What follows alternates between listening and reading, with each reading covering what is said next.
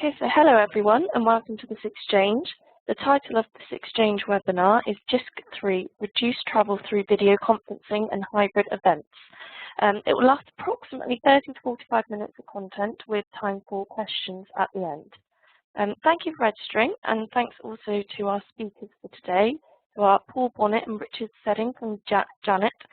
We've got Jeff Constable from Aberystwyth University, Deborah Hyam from University of Bristol, and Rob Bristow from Jisc. My name's Emma, and I'm the Member Events and Communities Officer here at the EAUC.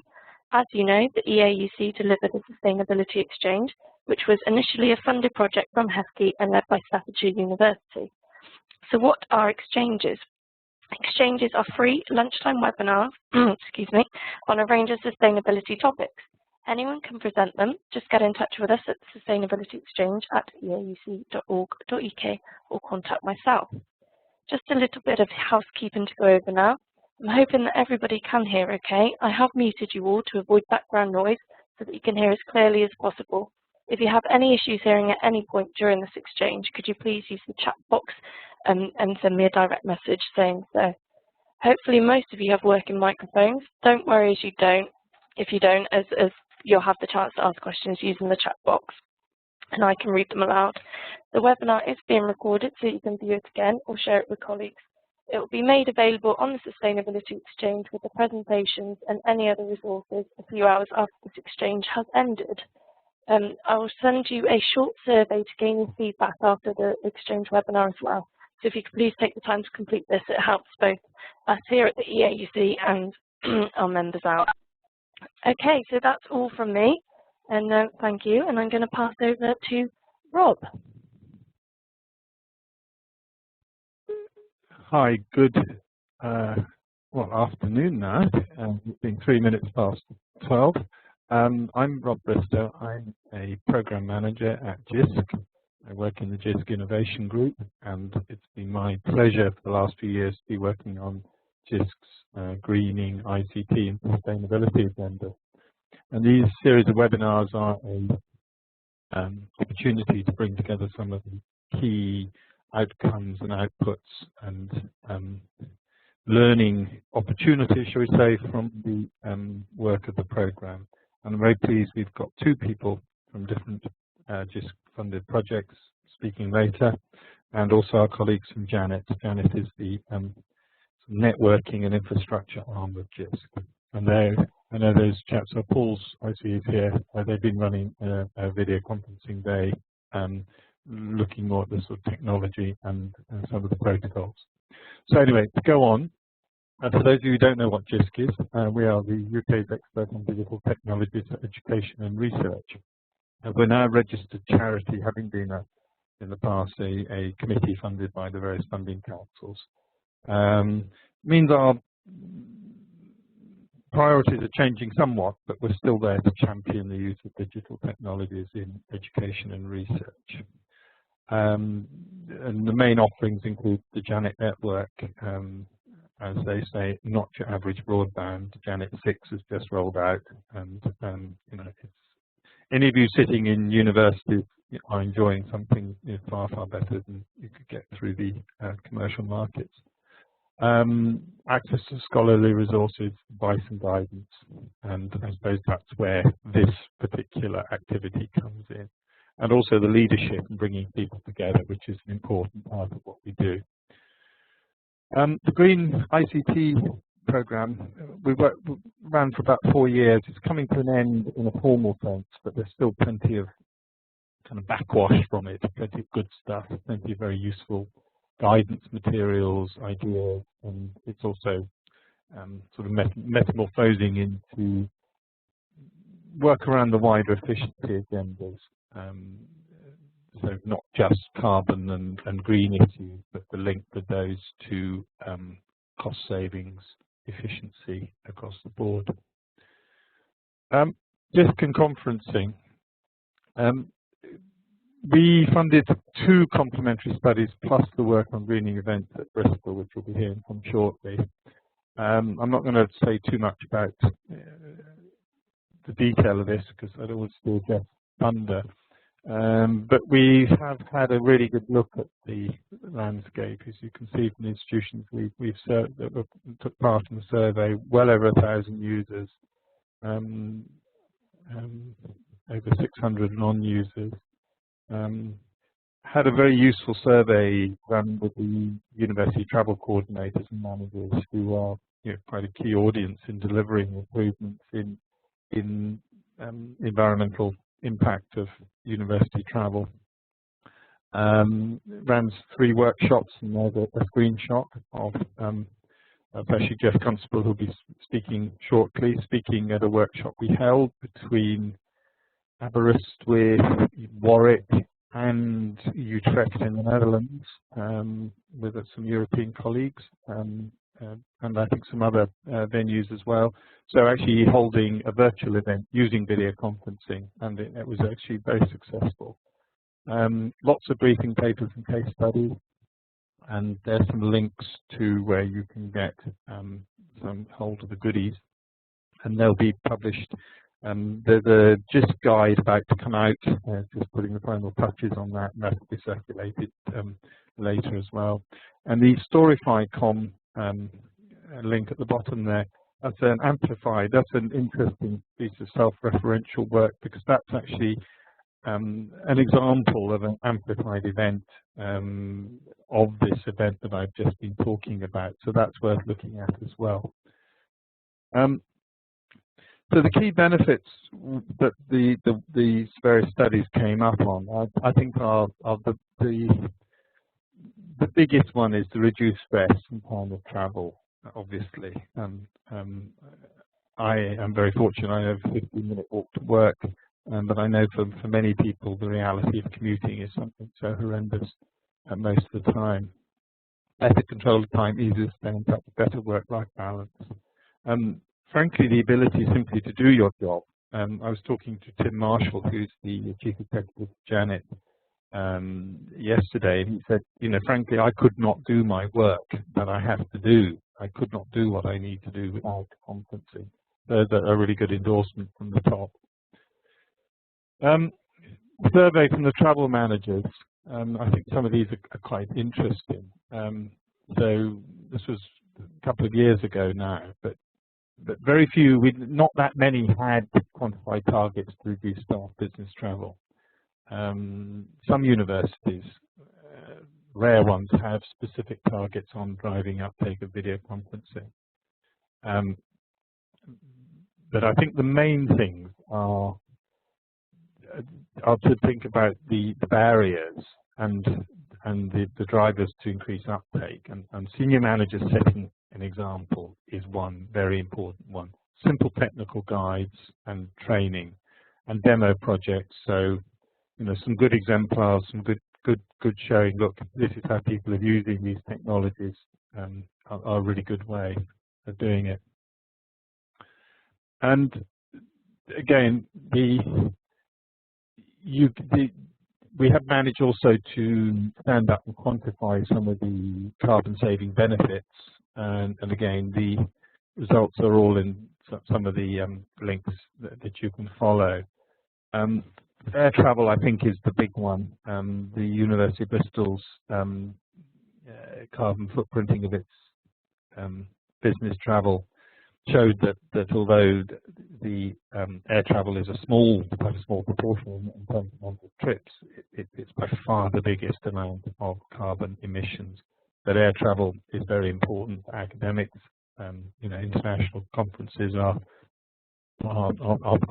a major and important part of the academic discourse. So there are difficult issues, and I think Deborah will be saying something about that when she speaks. We also, the barriers are, it's funny how annoying the barriers can be. We had an example at Jisc where we couldn't get a video conference started because someone had stolen the batteries out of the remote control to control the big plasma screen that it was running on. I mean, as trivial as that, small things like that can get in the way. So I think the kind of quality of the offering, and also I think you never really have you often never have a chance to if people have one bad experience, that can put them off it for life. And I think that's been the case in the past. But I know that in Jisc we've made a big investment with our we've refurbished our offices and brought them up to date, and we now have video conferencing facilities in all the meeting rooms and the sort of senior managers' offices, and they are being used heavily.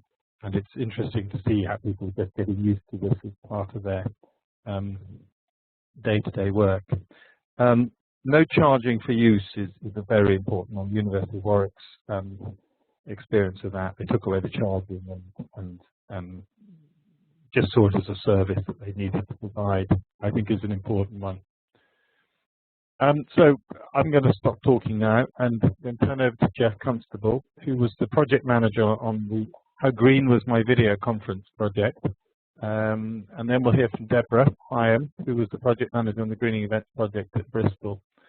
And then Paul Bonnet and Richard Tedding from Janet, who will talk a bit about the Janet offering and the support that you can get through it. So I will quieten down now.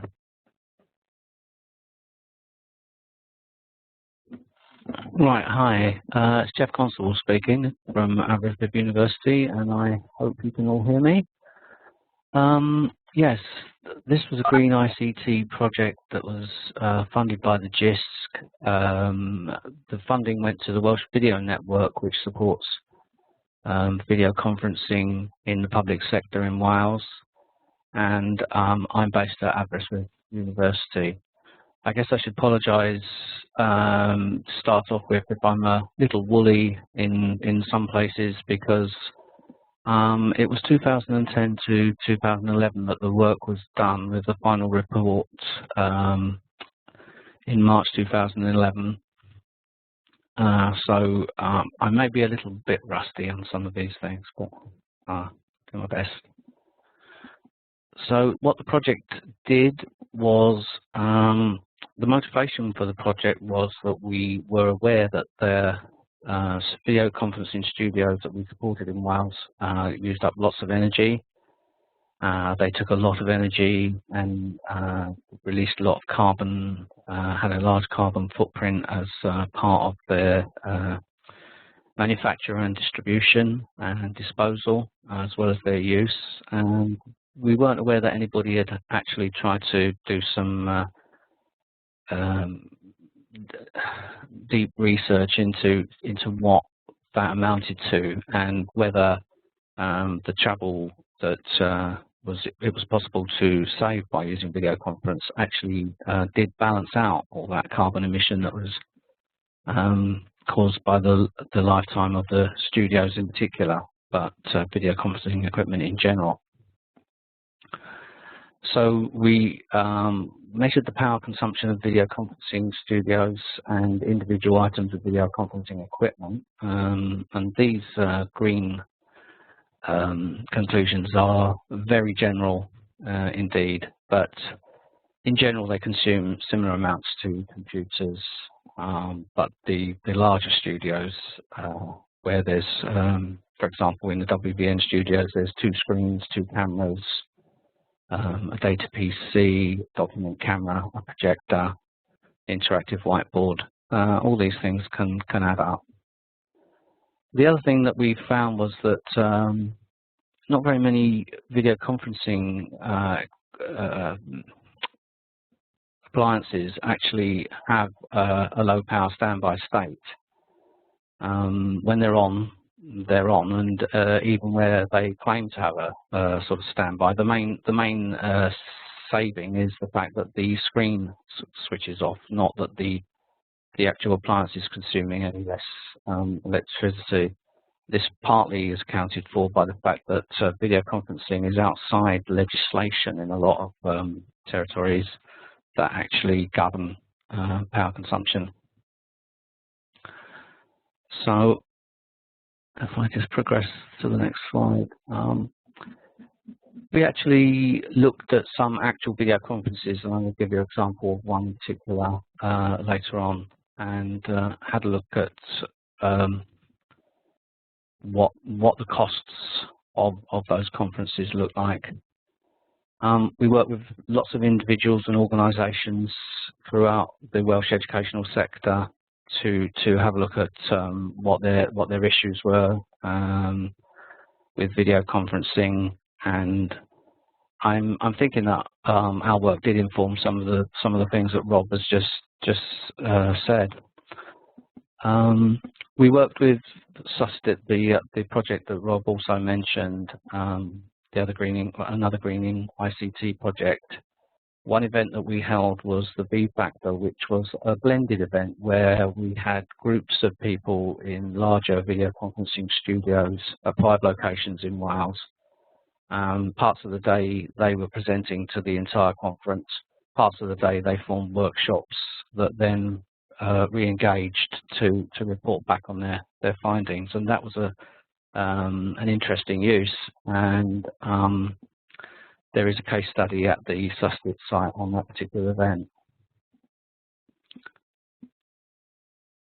So I'm not going to bore you, I hope, with lots of detailed technical slides, but I'd like to make the point that a lot of the first half of the project was fairly technical in nature, in that we had access to various video conferencing equipment, and we selected a tool for measuring its power consumption, and were able to set up a lab where we tested different products in different states. As you can see here, there's quite a wide difference. The top one is a screen, the Samsung SyncMaster screen. But what's interesting about this slide, I think, is the fact that it doesn't really matter what state the video conferencing equipment is in. It tends to use the same amount of power, unless it's switched off, of course. The only one that has a big difference is the old Polycom VSX8000, which does have a standby state, but then it's not able to receive a call. We selected a product called the Anistic Energy Manager to use in the lab that I mentioned, so we were able to remotely monitor studios in Wales and sort of conduct tests when they were in various states of use. The WEN studios have a standby state where a lot of equipment, where possible, is put into standby. So overnight, a WVN studio will use quite a lot less energy than it will do during the daytime when it's switched. Everything's back powered up, ready to receive calls and so on. When it's in the standby state, if an incoming call comes in, everything is woken up.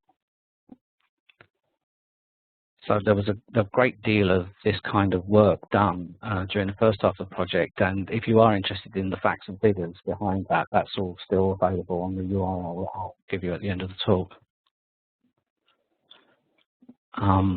So there we are, some of the figures that we came up to. Again, I'm not going to bore you with the details, but one thing that did surprise me in doing I learned a lot from doing the project, and one thing that did surprise me was the amount of emissions that a car causes. Rob mentioned that a number of surveys and interviews were done. One in particular that I'm going to highlight was the Aberystwyth's use of video conferencing. It's fairly well supported here, and certainly it's the management lead by example and do use the equipment quite a lot. The head of our HR department informed me that she's calculated that she saves £5,000 a year at minimum by her use of video conferencing. And I don't think she stays at places that are that extravagant. So some of the figures here I'd like to draw your attention to. There's an average of 8 participants at 3 locations, so small groups seems to be a popular way of using the equipment. And we do find quite actually in the interviews and so on we did that where one person might travel to a meeting, if it's being held by video conference, it's far more likely that a colleague will join them because they just have to walk down the corridor and across campus. It's only going to take an hour, whereas it would have taken half a day out of their time. And more than 50% said that the video conference had definitely or almost certainly replaced the face-to-face meeting. And at the bottom there, you can see that amounts to considerable savings in finance. I'd like to draw your attention to a particular conference that I looked at. The Welsh Higher Education Staff Development Network holds regular meetings 2 or 3 times a year, which are usually held at Aberystwyth, Cardiff, or Bangor. At the time, they involved flights from Cardiff to Bangor or Bangor to Cardiff for the staff involved. They all involved a night stay, a hotel, and the totals there in cost is the £322.80 does not include the staff time. The meeting itself was, I think, a few hours, but in total it took 2.5 working days of the staff involved, only 5 or 6 people at the meeting, and 238 kilograms of CO2 released. And I think it's useful to sort of bear in mind that a kilogram bag of sugar. So, and that wasn't typical, that wasn't untypical as what goes on in Wales. Very often meetings are held in Cardiff and people travel right across the country. Meetings are held in Llandrindod Wells, which is a popular location as it's equally difficult to get to for everybody in Wales. So there's some parity there, but those kind of things are going on all the time here. And just to use video conferencing, half of those meetings saves considerable time and money.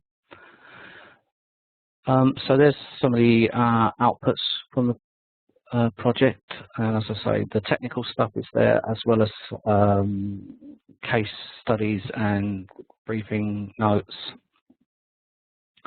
I've got quite a lot of conclusions to draw your attention to. I'm aware of the time. I hope someone's going to interrupt me if I am taking too long. It's difficult to take that step from traveling to becoming a regular user of video conferencing. It's up to us who are users of the technology to initiate and support those that don't. Suggest it to your colleagues when they don't use it.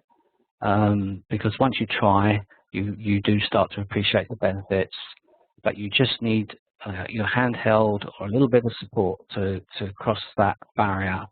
Studios in particular can look quite intimidating, and just take a little bit of, if you give someone a little bit of induction, don't start with the actual formal meeting, just take them into the environment and have a chat with someone at the other end so they can see that you're at ease and they can get at ease. Then when they actually come to use it for the formal meeting, they'll be that much more confident and used to the environment. As Rob mentioned, some of the things that came up were equality issues, where people looking after children felt that they couldn't travel, for example, from Aberystwyth to Cardiff because it would impact on their ability to take their children to school, pick them up from school, those kind of things. So that actually was inhibiting their career progress. As Rob mentioned, the work-life balance is improved. This came through a lot in sort of qualitative surveys and anecdotal interviews with people.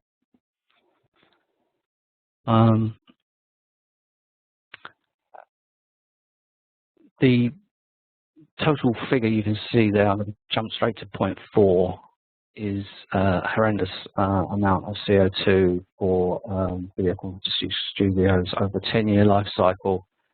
A 5-year life cycle is less, but is worse per year. And in order to cancel that out, this is for a fully equipped studio, you've got to do at least 300 miles. Obviously, the that's a vague figure because it depends on the size of the car, depends on the driving style, but this is an average for a medium-sized car, driven relatively conservatively. With a minimal installation, by that I mean a screen, an appliance, a microphone and a camera, far less travel needs to be done in order to get into a sort of a benefit situation as far as carbon emissions are concerned. And there's far more detail on this for people that are interested in the reports and the case studies and briefing notes. I think it's important to remain realistic. I travelled to a meeting yesterday in Dolgellau where people have all driven about an hour at a time to get to, and everybody was glad that we met up, but we decided that we would, from now on, having met each other for once and being able to put names to faces, from now on we will alternate between video conferences and physical meetings, just to save everybody the stress and hassle and time of driving. Well, it's not so much stress driving across Snowdonia, but to a meeting, you know, you need that time. But there are occasions where a physical meeting is necessary. Simple fact of switching the equipment off will save a lot of energy. Seems common sense, but don't assume that the standby is saving you all that much. And again, 100-mile journey, lots of CO2.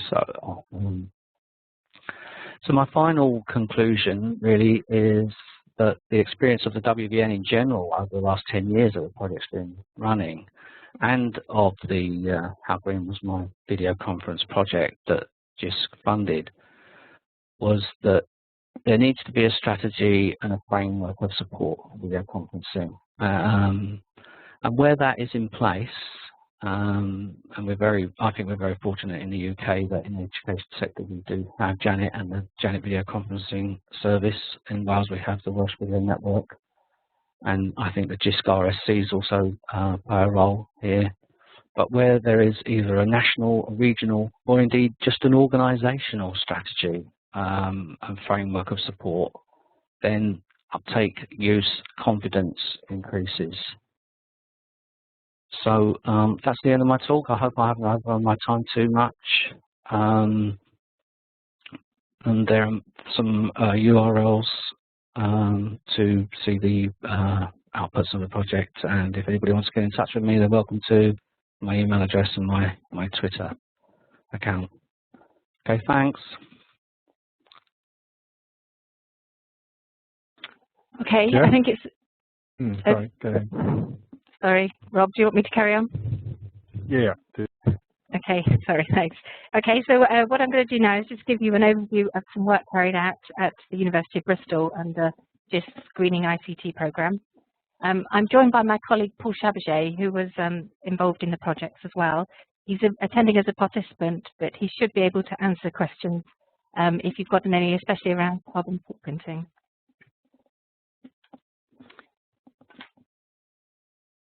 Okay, so as I say, we had two projects funded under the Jisc Greening ICT programme between 2010 and 12. The first one was Greening Events 1. It was a short exploratory project on the sustainability impacts of academic-related events. And the major outcome of this was a rethinking events report that Paul authored, which basically looked at how we could rethink the way that we do events in higher and further education so as to make them more effective in meeting their goals, while at the same time making sure that they have a positive contribution to meeting sustainability goals. And that kind of fed into the second project, which looked to expand on this work in order to provide an exemplar in profiling the extent and sustainability impacts of HE events and travel in the University of Bristol, but with a view to informing other institutions undertaking similar initiatives. So there were kind of three areas under this project. There was a carbon assessment tool that to help university profile their event and travel footprint. we did an alternatives to travel pilot in 5 academic departments and came up with probably many of the same conclusions that both Rob and Jeff have talked about. But I'm going to focus on the events planning toolkit. But if anybody's interested in finding more about the other two, then I'll point you to the details of the project website at the end of the presentation. So this is the Sustainability Events Planning Toolkit. It's a set of web pages aimed at higher education organisations in order to provide best practice guidelines for a range of events, from traditional face-to-face meetings to fully virtual events or a combination of the two, often referred to as hybrid events. It provides ideas about how information communication technologies can be used to maximise the value of events, and it pulls together the outputs of the various work packages within Greening Events 1 and 2, actually. And I'd especially like to acknowledge the help of Yukong and Kirsty Pitkin in this, because they provided a lot of the detail around event amplification and costing.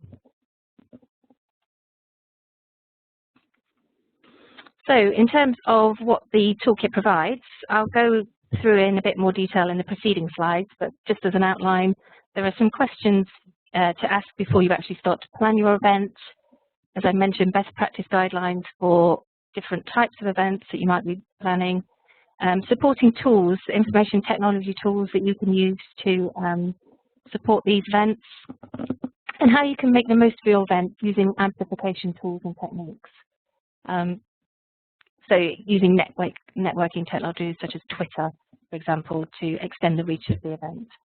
And then finally, the costs and issues of actually running and amplifying these events. So probably the most fundamental question actually is a question about thinking about why you want to hold one of these events. The events are organised for a kind of huge different purposes, different reasons, might have multiple purposes in holding an event. But thinking about what your objectives are and whether those can be met in a different way. So for example, if you've got a small group of researchers, as Jeff was saying, really, you might want to meet them face to face in order to kind of deal with the networking and getting to know each other. But then for more kind of standard conversations or information sharing, you might actually just want to make use of virtual events or online discussion communities. If you do decide an event is needed, then you need to think about whether it needs to be face-to-face or if a virtual or hybrid event would be better for your needs, and then whether you should actually be using amplification tools to further enhance the goals of the event.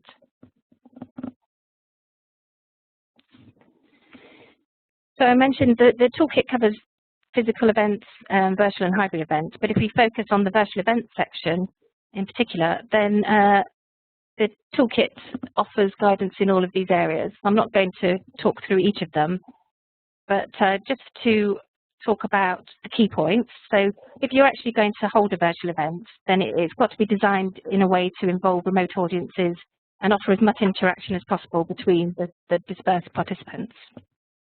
So thinking about that, it's important to design the event program with the needs of the remote audience in mind. Choose the technologies that make direct interaction between the different participants as seamless as possible, and ensure that you've got familiarity with the technologies, or you might actually want to have specialist technical support to help run the event if you haven't done it before. It's important to bear in mind the different perspectives of the delegates and speakers, as they'll have different concerns, and both will need to be addressed in order to benefit from this event. So having clear guidelines, explaining what sort of resources are available to them, and how information might be captured if they take part. So for example, if you had a statement of purpose, a list of tools that would be supported with links to relevant resources, any information about audience data capture. So some people are actually not very keen to have their image captured, so they may want to be in a separate part of the room if they want to join in.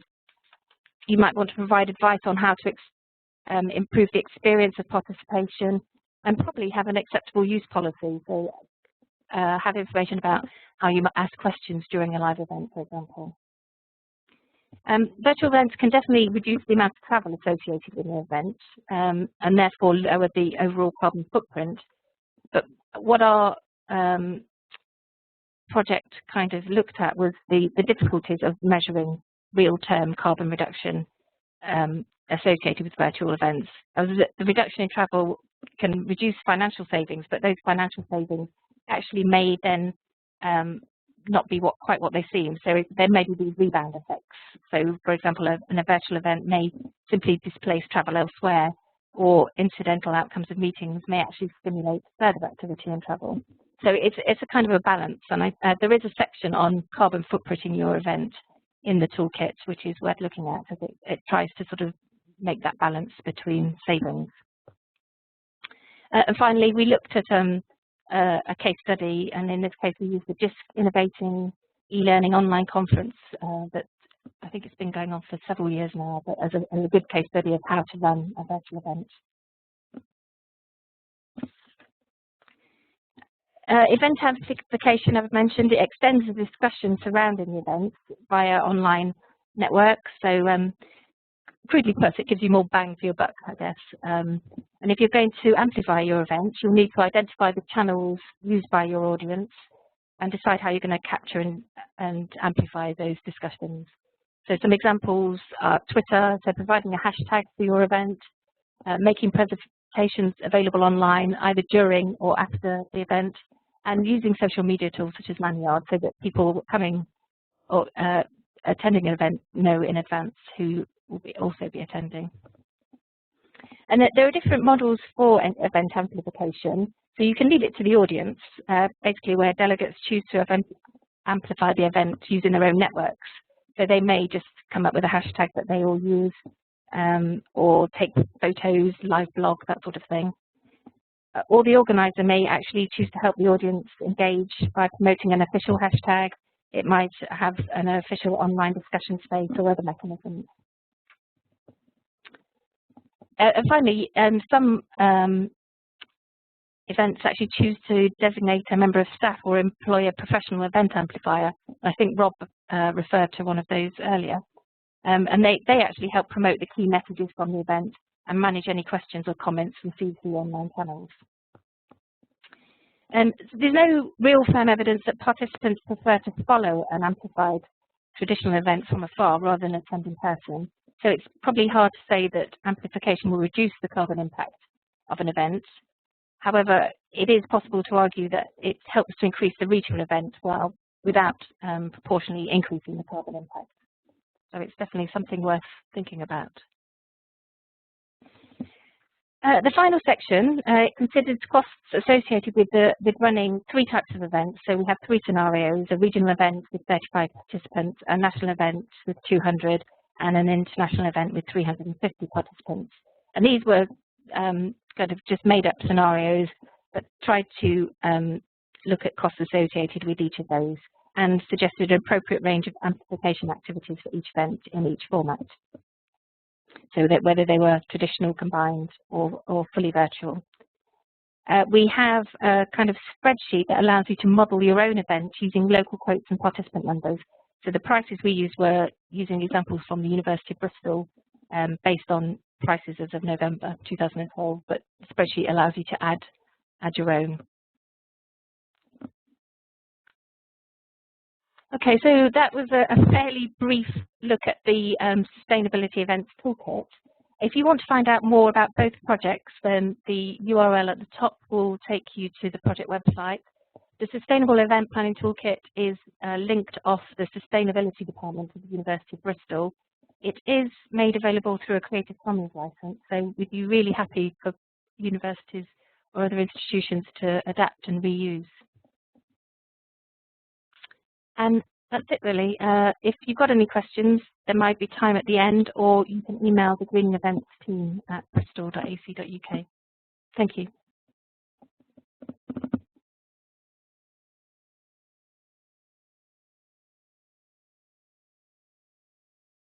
Thank you, Deborah.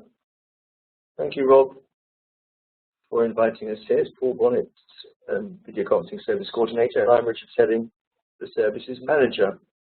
Hope you can all hear me okay. So here we go with our 10-minute, hopefully I'll rip through these slides on the video conferencing service at Janet. Very much underpinned by the network. As you may or may not know, Janet 6, which is the next incarnation, if you like, of the Janet network, has just been launched. And very much all these bandwidth-hungry applications like video conferencing are underpinned by the network. So we're very, very pleased, obviously, that we've got the ability to use video conferencing on such a bespoke, secure network for these kind of applications. The service itself was run since 1996, so it's seen various iterations over the years. I've only been here for 3 years, so I'm very much a Johnny come lately. One benefit of the service certainly is that wherever you are in the country, be it the north of Scotland or Cornwall or Wales, wherever, you are able to use this for your research, education purposes. And again, there's no bar to people wherever they are, so that's a big plus point for us. Very democratic. Another plus point, certainly for us, like myself, not particularly technical, is that you don't have to do any dialing with remote controls or anything. You just have to switch on the equipment at the time of your conference, and lo and behold, you hear a dial tone, and the equipment lights up, and you can begin your meeting with the minimal fuss and bother, which is definitely a big benefit to, I know, to teachers, lecturers, all of us who just want to get on with the content of what we want to talk about and not worry about technology too much. And again, to chime in with what Jeff and Deborah have mentioned, certainly there are potential significant savings. There are various statistics. You've seen some of them. And we have certainly plenty of cases, which I won't go through now, of people who've made significant savings. Certainly in our working lives here in Janet, I know we have an extensive use of video conferencing. I know it saves a small amount of time. And the work-life balance as well. Having a 5-year-old son, I know very much that the amount of travelling I don't need to do is much appreciated by others. So now we move to the next slide, and my colleague Paul Bonnet can tell us a little bit more about the features of the video conferencing service. Good afternoon, everyone. It's Paul Bonnet here from Janet Video Conferencing, and I'll just run through some of the features of our video conferencing service. By the way, what Richard was just talking about and what I'm going to cover here is our mainstay, which is the H323 video conferencing service for standards-based equipment.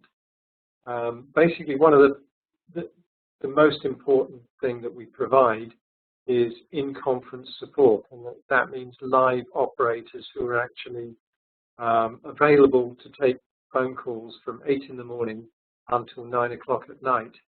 And I think at one of the slides at the end we must probably give you our phone number.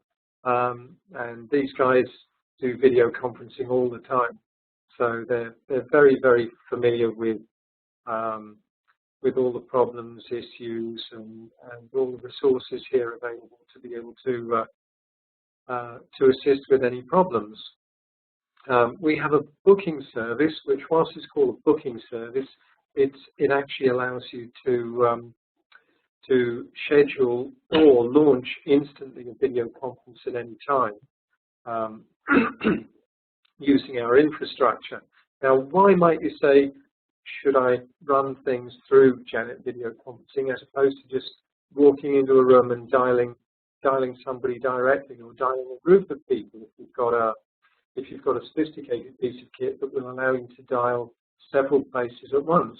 Well, the main reason is that if you go into a VC room and just dial somebody up, you basically are doing it yourself, and there's no support available. When you run through our service, our operators can then use the diagnostics within the hardware to basically look down each route and see what the problem is, to see if somebody's not got something turned on or if there's a firewall issue. We can assist quite a bit with support of a video conference, and also using our booking service, you can benefit from some of the extra facilities that we offer as a service. As in, you can link up with people who are on an ISDN network, as in using legacy phone line systems. Or if you want to include a telephone participant in your VC, you may have a VC planned with 3 or 4 people, and one person at the last minute tells you they're stuck in an airport somewhere. Can they dial in with a mobile phone? well, if you're arranging that yourself and just setting it up with your own resources, it's unlikely they'd be able to do that. But through our system, you can. Also, you can include guests from anywhere, and that means anywhere in the globe through our booking service. And again, because of the different facilities that we provide, people can use ISDN or SIP or telephone. We're much more flexible than most systems would be if you were just at a university or a college or a school. Your systems probably aren't going to be as sophisticated as that, although they may be if you've invested enough in them. We also have some desktop clients that you can use that can bridge into a video conference, and they can support PC, Mac, Linux, Android, several other types of devices. So that's also something you can do. We have a live conference management facility that will allow you to control the video conference down to quite a granular level when you're booked in, when you've created a VC through our system, because that will allow you to add extra people in, change volume levels, change the layout of the look. So that's a real benefit to people. You can do recording of a video session, you can stream it out to a larger group of people. And these are all facilities that you've got just by creating the session or launching it instantly through the booking service. It's a three-step process to the booking, and we've tried to make it as simple as possible. I know some of us,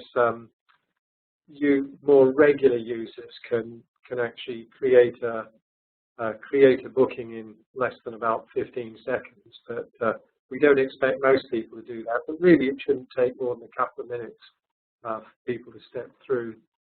So hopefully, it's not too onerous. And I mean, as an example, we used to have a senior PA here to one of the senior managers, and she used to joke that she could actually launch a VC through our booking service faster than this manager could find the right remote control and get to all the buttons to actually launch it himself.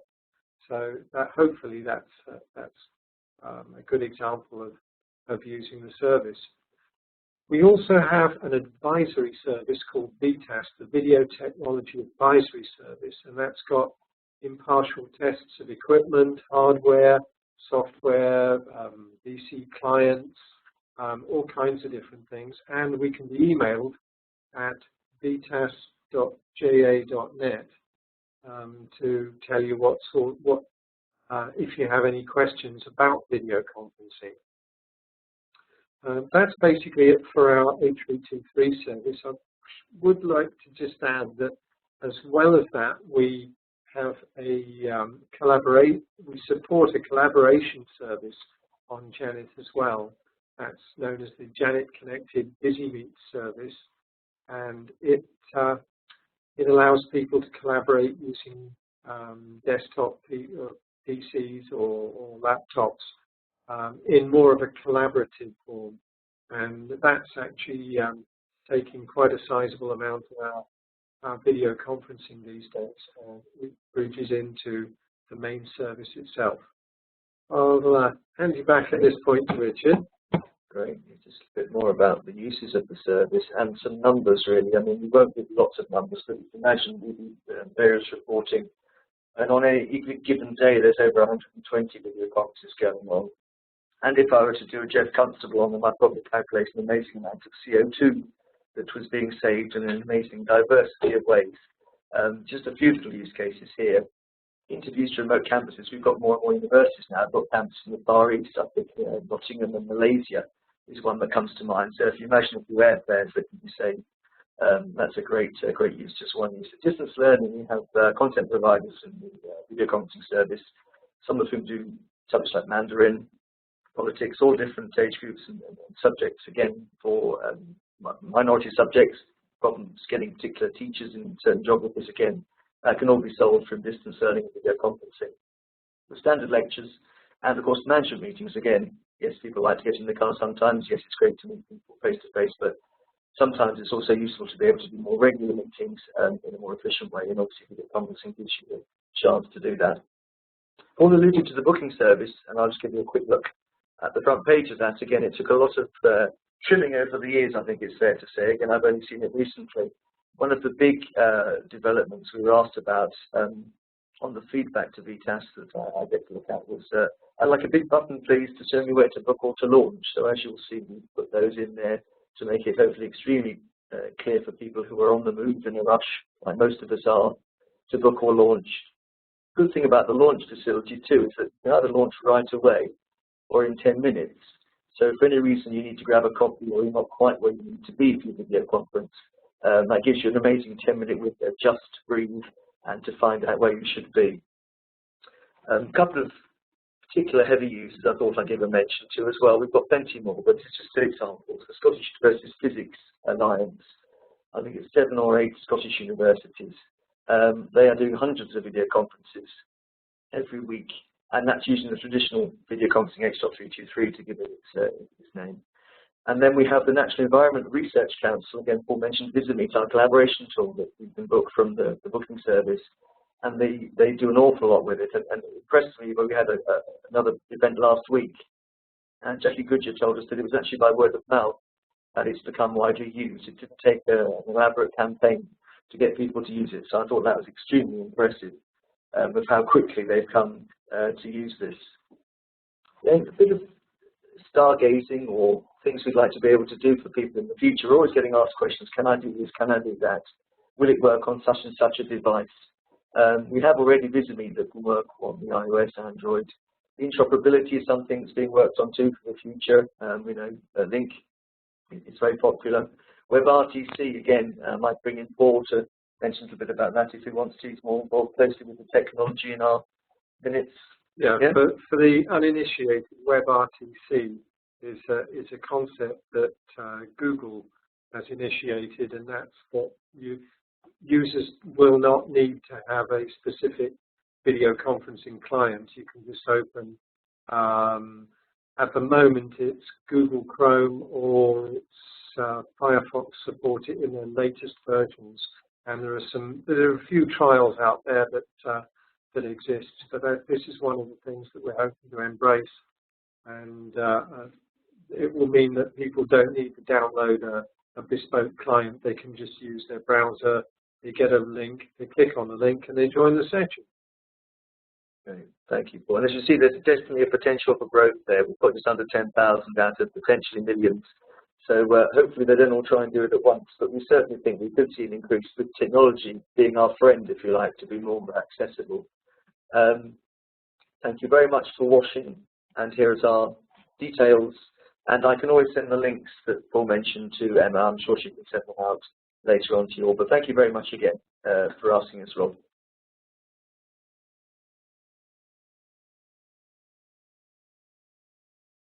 Paul for that, and to Deborah and Jeff.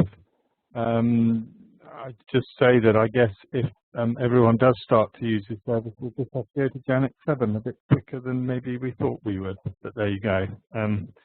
That's for the future. Any questions for our speakers, or any comments from the other speakers to the other speakers? If you see what I mean. I mean, I'm quite interested with WebRTC. I think anything that lowers the barrier, and particularly that gives us a desktop client that allows easy joining of, easy scaling of the kind of meetings you can join. So you can join from your home machine into a room conference, or point-to-point or multiple point-to-point desktops and things like that. That's my kind of holy grail. But any other thoughts, particularly maybe on the amplified event thing? Don't be shy, please.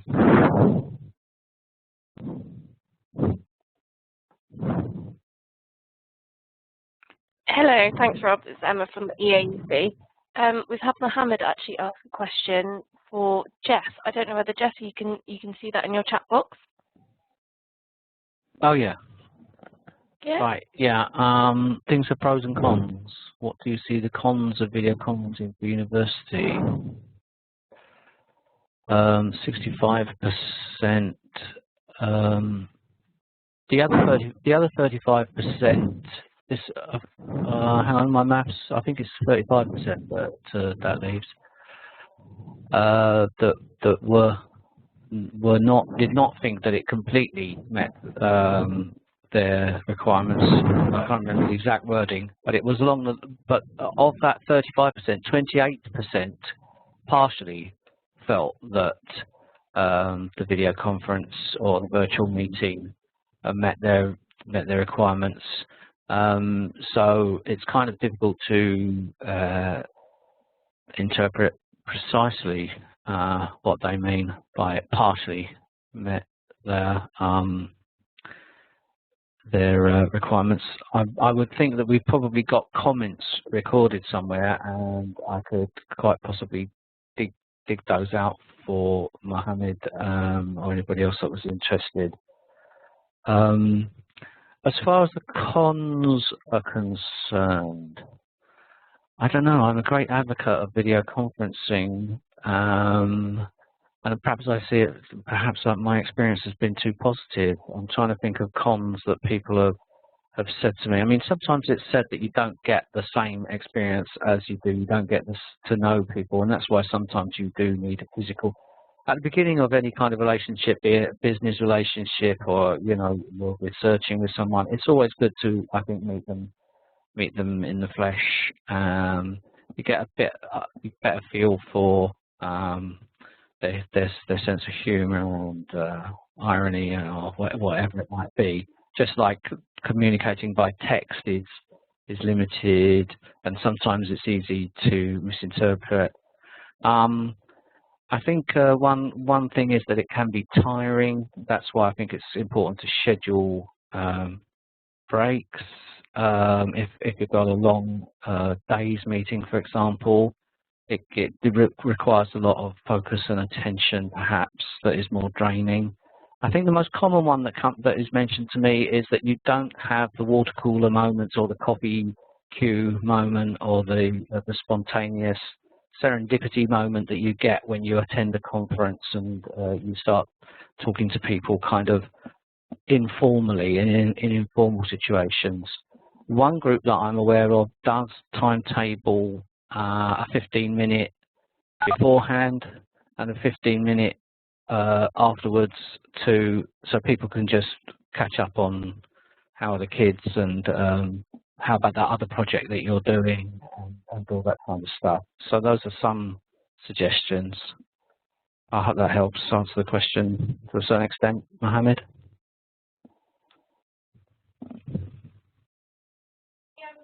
That's brilliant. Thanks, Jeff. That was lovely. Is there anyone else that has any questions? I appreciate the time that people might be needing to dash off to other meetings, what have you. If anyone thinks of any questions later on that they think that they would really like answered but didn't think of them at the time, you could always give myself an email and I can pass it on to any speakers. But if anyone does have anything right now that they'd like urgently answered, then I'm sure our speakers wouldn't mind doing that now.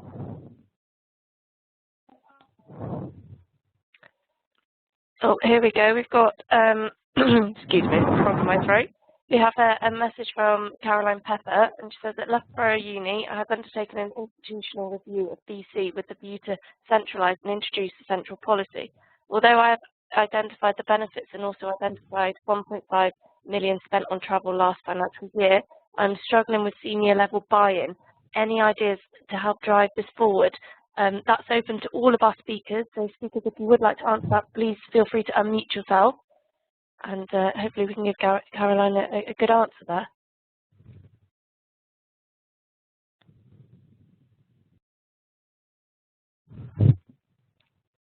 It's Rob Bristow here. The problem of herding the cats of the senior management team is always a difficult one. I think maybe the thing to do is to look for the group where you can get maybe a pilot, a demonstrator team of people working on something, I mean, I remember in my access grid days, for instance, had a very interesting, it was a pediatrician from the medical school who was trying to run a research group, and he was a real convert to this technology once he made use of it. So I guess it's that, and maybe just sort of keeping pecking away until you find the right people, and then using them as internal case study, and get it in the university newsletter and all the rest of it. If you can't find anyone to be more kind of to provide more of a leadership role, you may have to kind of manage from the middle, as it were.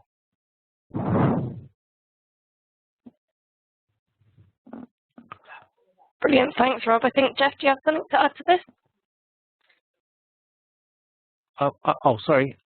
I thought I'm not sure if you can hear me or not. Can you hear me? Yes, we can hear you. Yes. Yeah, sorry. Okay. We put together a business case here based purely on economics, and we've done that twice actually. We did that once in the case of getting some postgraduate student 1 year, I forgot what you call them, like not industrial years, but like 1 year after a graduate trainee. That's the part. We got made a financial case for graduate trainees to support another project that Jisc ICT project was involved in, which was to install power down software onto every staff PC in the university. We'd already done it on existing staff resource to do it at every student level, and that gave us the business case to do it at staff level. And I think it was the business case which showed the economic viability that could perhaps help to convince senior management. And then with video conferencing, again, by taking the figures from the that we had available to us, we were able to build a business case that included some targets and some future projections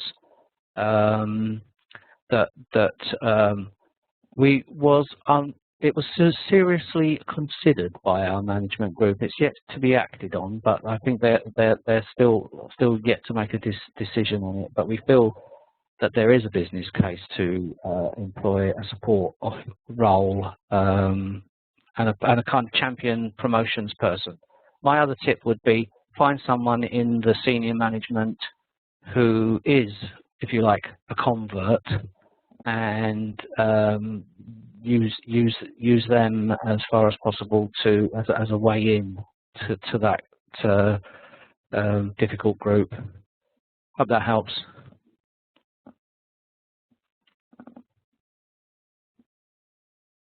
A good example for you, maybe a good institution for you to speak to might be Warwick, because they did this and they made it work. So I don't know if you know, I'm trying to remember the chap's name, Jonathan. If it comes out, I'll send it to you through Emma after the thing. I can't actually remember his surname now, but he was the video conferencing manager there. He does actually appear in that Storify event amplified thing that I mentioned earlier. But they certainly did this, and that they took a strategic view on it. So he might be a useful contact for you. Brilliant, lovely answers there. Thank you, everyone. I haven't been sent any more questions, so I believe that is it. Again, if you do think of any later, just drop me an email or reply to the email that I'll be sending you shortly with the recording of today's webinar. So again, I'd just like to thank our speakers. We've got Rob, Jeff, Deborah, Paul and Richard. Thank you all. I hope everyone has found today as insightful as I have. And if everyone would like to, feel free to leave the meeting and I'll shortly be shutting it down. Thanks again.